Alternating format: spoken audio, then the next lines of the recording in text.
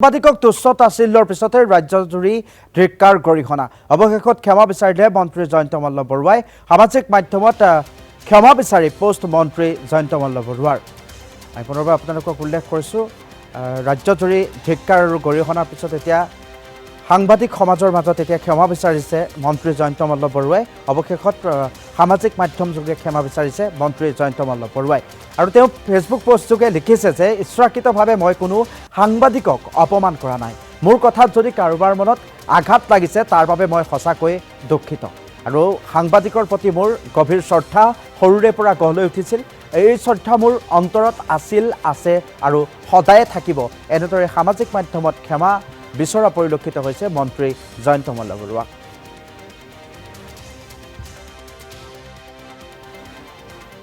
আৰু এই মুহূৰ্তত আমি আপোনালোকক জনাইছোঁ যে যি সংবাদ কৰ্মীক এক প্ৰকাৰ দিনে ৰাতিয়ে যিসকল সাংবাদিকে কষ্ট কৰে সেই সাংবাদিকসকলক শ্ৰেণী বিভাজন কৰাৰ চেষ্টা কৰিছিল এইগৰাকী মন্ত্ৰীয়ে অহংকাৰত মত্ত হয় এইগৰাকী এই মন্ত্ৰীগৰাকীয়ে উচ্চ নিজ যি বিচাৰ কৰিছিল সাংবাদিকৰ আৰু তাৰ পাছতে তীব্ৰ প্ৰতিক্ৰিয়াৰ সৃষ্টি হৈছিল গুৱাহাটীৰ প্ৰেছ ক্লাবে প্ৰতিবাদ সাব্যস্ত কৰিছিল সমান্তৰালভাৱে গোলাঘাটত প্ৰতিবাদ সাব্যস্ত কৰিছিল তাৰ পিছত এই শিৱসাগৰ চামগুৰি আদি ৰাজ্যৰ বিভিন্ন প্ৰান্তত মন্ত্ৰীগৰাকীৰ এই যি অবাঞ্ছিত যি মন্তব্য সেই মন্তব্যৰ বিৰুদ্ধে প্ৰতিবাদ সাব্যস্ত হৈছিল আৰু তাৰ পাছতেই মুখ্যমন্ত্ৰীগৰাকীক এই বিষয়ে অৱগত কৰা হৈছিল আৰু মুখ্যমন্ত্ৰীগৰাকীয়ে কৈছিল যে সঁচা অৰ্থত যদি মন্ত্ৰী জয়ন্ত মল্ল বৰুৱাই সাংবাদিকসকলক দুখ দিব পৰাকৈ কিবা ভুল বাক্য নিক্ষেপ কৰিছে তেতিয়াহ'লে নিশ্চিতভাৱে মন্ত্ৰীগৰাকীয়ে ক্ষমা খোজাটোৰ যথেষ্ট প্ৰয়োজনীয়তা আছে মই আহ্বান জনাম তাৰোপৰি সাংবাদিকসকলক উদ্দেশ্য কৰি কৈছিল যদি মন্ত্ৰীগৰাকীয়ে সঁচা অৰ্থত ভুল কৰিছে তেতিয়াহ'লে মই ক্ষমা বিচাৰিছোঁ বুলি মুখ্যমন্ত্ৰীগৰাকীয়েও ক্ষমা বিচৰা পৰিলক্ষিত হৈছে আৰু deputy chief reporter Madhav Das এই মুহূৰ্তত আমাৰ সৈতে ফোনযোগে সংযুক্ত হৈছে মাধৱ এই মুহূৰ্তত মই আপোনাৰ কাষলৈ আহিছোঁ যিহেতু এক প্ৰতিবাদমুখৰ পৰিৱেশে বিৰাজ কৰিছিল সাংবাদিকসকলক যি অধৰণে অপমান কৰা হৈছিল বা উচ্চ নিজ হিচাপে যি বিবেচনা কৰা হৈছিল তাৰপিছতে প্ৰতিবাদ হৈছিল কিন্তু অৱশেষত মুখ্যমন্ত্ৰীগৰাকীৰ আহ্বানৰ পিছত মন্ত্ৰীগৰাকীয়ে সামাজিক মাধ্যম যোগে এই পোষ্ট দিয়া পৰিলক্ষিত হৈছে যে তেওঁ ইচ্ছাকৃতভাৱে কৰা নাছিল অনিচ্ছাকৃতভাৱে যদি কৰা ভুলৰ বাবে কাৰোবাক আঘাত দিয়া হৈছে তেতিয়াহ'লে ক্ষমা কৰি দিবলৈ কোৱা হৈছে এই সমগ্ৰ বিষয়টো সন্দৰ্ভত আপুনি কি জনাব মাধৱ চাওক ইচ্ছাকৃত বা অনিচ্ছাকৃত তেওঁ যিখিনি কথা কৈছে সেয়া এটা বেলেগ বিষয় কিন্তু কালি মুখ্যমন্ত্ৰী হিমন্ত বিশ্ব শৰ্মাই যেতিয়া এজন মন্ত্ৰীৰ বক্তব্যক লৈ নিজে ভুল স্বীকাৰ কৰিছিল নিজে দুখ প্ৰকাশ কৰিছিল তাৰপিছত বিজেপিৰ ৰাজ্যিক সভাপতি দিলীপ শইকীয়াও কৈছিল যে সংবাদ মাধ্যমৰ যিসমূহ বক্তব্য বা যিসমূহ বাতৰি সেই বাতৰি সদায় তেওঁলোকৰ অনুকূলে নহয় আৰু কেতিয়াবা তেওঁলোকৰ বিৰুদ্ধে হ'ব পাৰে আৰু সেই সকলোবোৰ কথা ৰাজনৈতিক নেতাই হজম কৰিব পাৰিব লাগিব আৰু গোটেই বিষয়টো লৈ তেওঁলোকে এক প্ৰকাৰ মন্ত্ৰী জয়ন্ত মল্ল বৰুৱাক মুখ্যমন্ত্ৰী আৰু ৰাজ্যিক সভাপতি দিলীপ শইকীয়াই গোটেই বিষয়টো তেওঁ ভুল যে হৈছে সেই কথা স্বীকাৰ কৰি সাংবাদিকত্বত এক প্ৰকাৰ তেওঁ ভুল স্বীকাৰ কৰিবলৈ কৈছিল আৰু তাৰ পিছতে আজি জয়ন্ত মল্ল বৰুৱাই ফেচবুকৰ এটা পোষ্টৰ যোগে তেওঁ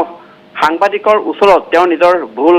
স্বীকাৰ কৰিছে আৰু যি ধৰণৰ পৰিস্থিতি সেইদিনাখন সৃষ্টি হৈছিল সেই পৰিস্থিতিৰ কাৰণে তেওঁ দুখ প্ৰকাশ কৰিছে অৰ্থাৎ সাংবাদিকে তেওঁৰ বিৰুদ্ধে বা গোটেই বিষয়টো লৈ যি ধৰণৰ প্ৰতিবাদ সাব্যস্ত কৰিছিল আৰু গুৱাহাটী প্ৰেছ ক্লাবৰ সন্মুখতো সাংবাদিকসকলে প্ৰতিবাদ সাব্যস্ত কৰিছিল তাৰ লগতে বিভিন্ন মাধ্যমৰ জৰিয়তে সাংবাদিকসকলে মন্ত্ৰী জয়ন্ত মল্লৰ বিৰুদ্ধে এক তীব্ৰ প্ৰতিবাদ আৰম্ভ কৰিছিল এই সকলোবোৰ বিষয় চাই যিহেতু এটা সমগ্ৰ বিষয়টো এটা ৰাজনৈতিক হৈ গৈছিল আৰু সাংবাদিক আৰু ৰাজনৈতিক নেতা বা ৰাজনৈতিক দলৰ মাজত এটা সম্পৰ্ক থাকে আৰু তেওঁলোকৰ এই যি সম্পৰ্ক সেই সম্পৰ্কত যাতে ব্যাঘাত সৃষ্টি নহয় সেই বিষয়টোৰ প্ৰতি লক্ষ্য ৰাখি মন্ত্ৰী জয়ন্ত মল্ল বৰুৱাই আজি মুখ্যমন্ত্ৰীৰ যি নিৰ্দেশ বা দিলীপ শইকীয়াৰ যি নিৰ্দেশ সেই নিৰ্দেশ মতে তেওঁ আজি ভুল স্বীকাৰ কৰিছে আৰু এতিয়া এই মুহূৰ্তত সাংবাদিকসকলে মন্ত্ৰী জয়ন্ত মল্ল বৰুৱাৰ যি ভুল স্বীকাৰ কৰা যি তেওঁৰ পোষ্ট ফেচবুক পোষ্ট তাক লৈ কেনেকুৱা ধৰণৰ প্ৰতিক্ৰিয়া প্ৰকাশ কৰে সেয়া আমি পৰৱৰ্তী সময়ত গম পাম কিন্তু মন্ত্ৰী জয়ন্ত মল্ল বৰুৱাই সাংবাদিকসকলৰ ওচৰত নিজৰ ভুল স্বীকাৰ কৰিছে আৰু সেইদিনাখন তেওঁ যি ধৰণৰ মন্তব্য কৰিছিল সেই মন্তব্য যে একেবাৰে গ্ৰহণযোগ্য নহয় কাৰণ কেতিয়াও কোনো সাংবাদিকক উচ্চ নিজ সেই ধৰণৰ মন্তব্যৰে আক্ৰমণ কৰাটো কোনো এখন সভ্য সমাজে গ্ৰহণ নকৰে আৰু সেই কথাটো বিজেপি যিটো ৰাজনৈতিক দল বা মুখ্যমন্ত্ৰী হিমন্ত বিশ্ব শৰ্মাও সেই গোটেই বিষয়টো অনুধাৱন কৰিছিল আৰু সেয়েহে মুখ্যমন্ত্ৰী হিমন্ত বিশ্ব শৰ্মাই তৎমুহূৰ্ততে সেই গোটেই বিষয়টো সাংবাদিকৰ আগত নিজৰ দুখ প্ৰকাশ কৰি পেলাই কৈছিল যে মন্ত্ৰী জয়ন্ত মল্লই ভুল কৰিছে আৰু ময়ো তেওঁক সাংবাদিকৰ ওচৰত ভুল স্বীকাৰ কৰিবলৈ কম অৰ্থাৎ কালি মুখ্যমন্ত্ৰী সেই বক্তব্যৰ পিছতে আজি মন্ত্ৰী জয়ন্ত মল্ল বৰুৱাই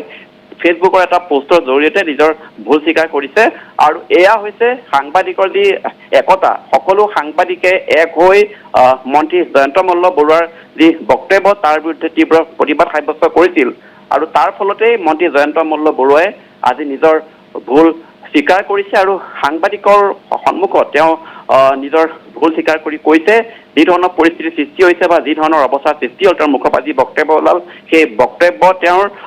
ইচ্ছাকৃত নাছিল কিন্তু এতিয়া আমি সেই বিষয়লৈ নাজানো যে ইচ্ছাকৃত আছিল অনিচ্ছাকৃত আছিল কিন্তু সেইদিনাখন তেওঁ যিটো ভুল কৰিছিল সেই ভুল কোনো এখন সভ্য সমাজে কেতিয়াও গ্ৰহণ কৰিব নোৱাৰে কাৰণ উচ্চ নিচক বিচাৰ কৰা কোনো ক্ষেত্ৰতে কেৱল সাংবাদিকে নহয় কোনো ক্ষেত্ৰতে উচ্চ নিচ বিচাৰ কৰাৰ সেই ধৰণৰ বক্তব্য কোনো সভ্য সমাজে গ্ৰহণ নকৰে আৰু সাংবাদিকৰ এখন প্ৰেছ মিটত যিখনত তেওঁ নিজে আমন্ত্ৰণ কৰিছিল সাংবাদিকক সেই সংবাদমেললৈ মাতি নি এজন মন্ত্ৰীয়ে যি ধৰণৰ বক্তব্য কৰিছিল সেই বক্তব্যক লৈ সমগ্ৰ ৰাজ্যত তীব্ৰ প্ৰতিবাদ সাব্যস্ত কৰিছে আৰু ইয়াৰ পিছতে মন্ত্ৰী জয়ন্ত মল্ল বৰুৱাই মুখ্যমন্ত্ৰীৰ যি এক প্ৰকাৰ ধমক বুলিয়ে ক'ব লাগিব মুখ্যমন্ত্ৰীৰ ধমক বা ৰাজ্যিক বিজেপি সভাপতি দিলীপ শইকীয়াৰ যি নিৰ্দেশ সেই নিৰ্দেশ পালন কৰি মন্ত্ৰী জয়ন্ত মল্ল বৰুৱাই আজি সাংবাদিকৰ ওচৰত ভুল স্বীকাৰ কৰিছে অনন্ত হয় হয় নিশ্চিতভাৱে আপোনাক ধন্যবাদ জ্ঞাপন কৰিছোঁ এই মুহূৰ্তত আৰু এনেদৰে এতিয়া দেখিবলৈ পোৱা গৈছে যে অহংকাৰত মত্ত হৈ এইগৰাকী প্ৰতাপী মন্ত্ৰীয়ে সাংবাদিকসকলক অপমান কৰিছিল আৰু তাৰ পাছতেই ৰাজনৈতিক যি পৰিক্ৰমা ৰাজনৈতিক যি তেওঁলোকৰ ক্ষেত্ৰখন সেই ক্ষেত্ৰখনত নিজকে সজাগ কৰি আৰু নিজকে নিৰ্দোষী কৰি ৰখাৰ স্বাৰ্থত মুখ্যমন্ত্ৰীগৰাকীৰ নিৰ্দেশত মুখ্যমন্ত্ৰীৰ